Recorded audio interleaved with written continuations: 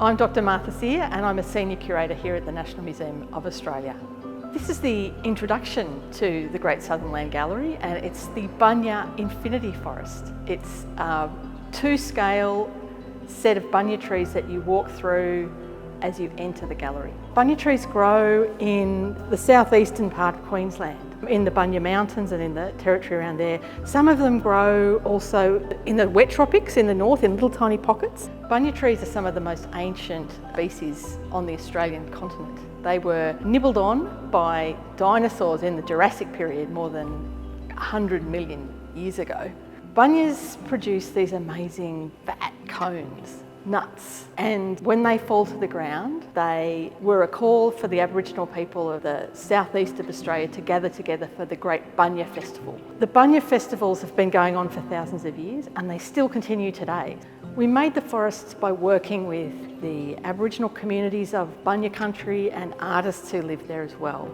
And they went out into the forest and chose beautiful trees, and then they wrapped them with latex, like latex rubber, which made an impression of the bark and all of the tree rings and the little spokes and stuff sticking out of the really knobbly bark that bunyas have.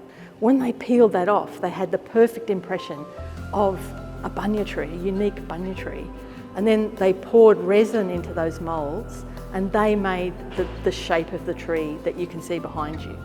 Well, once you've moved through the bunya forest, you have an opportunity to take a look at some fossils which show the kinds of plants that were around at the time the bunya's ancestors first emerged, when Australia was part of Gondwana land, and included some tiny, tiny cones from the Araucaria ancestors of the bunya that were turned into opal. And they're tiny, they're really little, but if you look to the right, then you can see how big the bunya cones actually grew. They're so bigger than a football. They're bigger than your head. So these beautiful, tiny opalized cones sitting next to the bunya cones of today with 170 million years between them. It's pretty mind-blowing.